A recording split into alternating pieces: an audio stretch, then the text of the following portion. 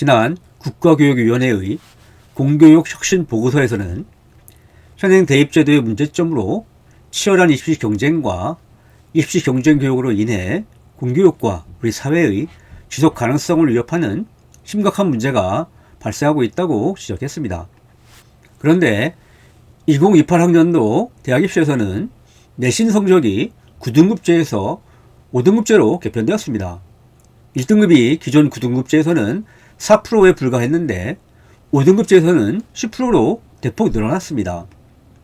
국교위 지적과 반대로 내신 경쟁이 대폭 완화된 것입니다. 도대체 얼마나 더 경쟁이 줄어야 입시 경쟁이 한국 교육의 핵심적인 문제라는 말을 하지 않게 될지 알 수가 없습니다. 또한 국교위는 서울 지역 대학의 수능 정시 선발 비율의 확대, 수시에서 수능 최저 기준의 지속 등으로 대학 입시에서 수능 시험의 영향력이 크게 작용하면서 수시 논술과 정시 조화를 목표로 하는 학생들은 입시를 치르는 소수 수능 과목에만 집중하는 방식으로 학교 교육에 참여하고 있다고 지적했습니다. 국교위는 선택 과목 중에서도 상위 등급 받기가 용이한 과목을 중심으로 선택이 이루어지면서 사탐의 경우 민주주의, 시장경제, 세계화와 관련된 정치어법, 경제, 세계사, 세계지리 등의 과목이 과소 선택되고 있으며 과탐의 경우에도 기본 과목인 물리와 화학의 선택자 수가 매우 적은 것으로 나타나고 있다고도 지적했습니다. 하지만 현행 대학 입시에서 재학생은 수시, 재수생은 정시라는 공식이 작동하고 있습니다. 내신 성적이 우수한 재학생들은 주로 수시 학생부 전형에 지원하고 내신 성적이 부족한 재학생들이나 졸업생들은 정시 수능 전형에 지원하고 있는 것입니다. 실제로 대학 입시에서 모집 인원도 전국적으로 수시 모집 인원이 80% 정도를 차지합니다. 입시 경쟁이 치열한 서울 지역의 일부 대학만 입시 공정성 확보를 위해 정시 수능 전형으로 40% 이상 모집하고 있는 것입니다. 고등학교 재학생들이 주로 지원하는 수시 학생부 전형에서는 학교에서 학생이 이수한 전체 과목을 평가하고 있습니다. 정시 수능 전형에 주로 지원하는 일부 재학생들과 졸업생들은 소수 수능 과목에 집중하겠지만 수시 학생부 전형에 주로 지원하는 대부분의 재학생들은 자신의 진로 희망에 따라 선택한 과목들을 모두 열심히 공부하고 있는 것입니다. 지금 고등학교 학생들 대부분은 정시 수능보다 수시 학생부 전형을 준비하면서 진로 희망과 관련된 과목들을 공부하고 있습니다. 따라서 국교위에서 정시 수능 전형에 지원하는 일부 재학생들과 졸업생들의 문제를 전체 학교 교육의 문제인 것처럼 성급하게 일반화하고 있다고 볼 수 있습니다. 또한 국교위는 입시 경쟁으로 인해 학생의 생명과 삶의 질이 심각한 위기 상황에 놓여 있다고 지적했습니다. 한국생명존중희망재단이 발간한 2024 자살 예방 백서에 따르면 최근 연도 기준 경제협력개발기구 회원국 청소년 자살률 평균은 5.9명인데 한국은 12.4명으로 2위를 차지하면서 OECD 평균보다 2.1배 높은 수치를 기록하고 있다는 것입니다. 하지만 지금 학교 현장에서 과연 학생들이 입시 경쟁으로 인해 생명과 삶의 질이 심각한 위기 상황에 놓여 있는지는 의문입니다. 교육부의 학생 마음건강 지원 개선 방안에 의하면 위기센터 상담 실적 분석 결과 학생들은 정신건강과 대인관계에 대한 고민이 학업 진로에 대한 고민보다 훨씬 큰 것으로 나타났습니다. 정신건강 29.7%, 정보 제공 14.2%, 대인관계 13.2%인데 비해 학업 진로는 이들보다 낮은 12.4% 수준입니다. 또한 비대면 상담 채널 다 들어줄게 상담 실적에서도 정신건강과 대인관계 등이 학업 진로보다 높게 나타났습니다. 대인관계 37.9%, 정신건강 22.8%인데 비해 학업 진로는 11.3%에 그쳤습니다. 학생 자살 원인을 추정한 결과에서도 모든 학교급에서 정신과적 문제와 가족 문제가 학업 진로 문제보다 더 높은 비중을 차지했습니다.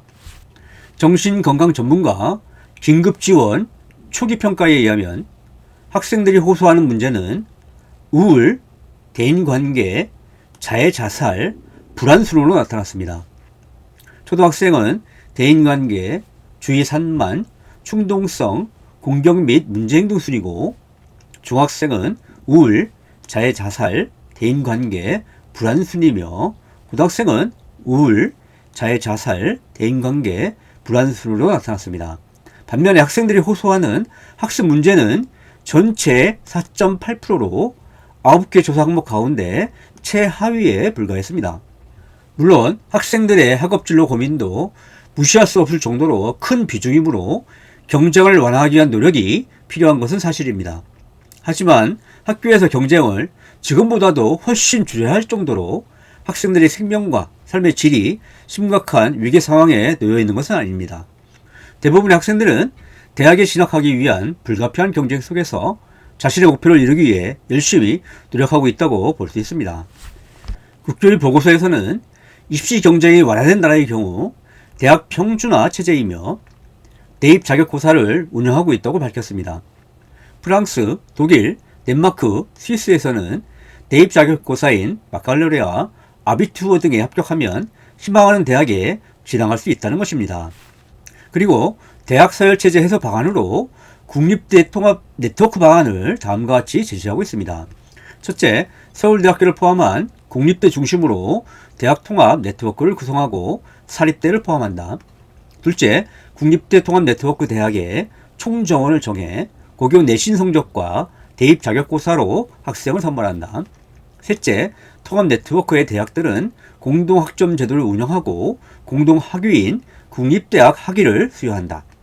문제는 학교별로 편차가 심한 내신 성적과 변별력이 부족한 대입 자격고사만으로 학생을 선발할 수가 없다는 사실입니다. 전국의 모든 학생들이 서울 지역의 일부 명문 대학과 유명 학과로 몰려가고 있는 한국 상황에서 변별력이 거의 없는 자격고사를 가지고 어떻게 학생들을 원하는 대학에 모두 배정하겠다는 것인지 알 수가 없습니다. 국교위가 제시하고 있는 서울대 10개 만들기가 대학 서열체제를 해소하고 입시 경쟁을 완화할 것이라고 기대하기도 어렵습니다.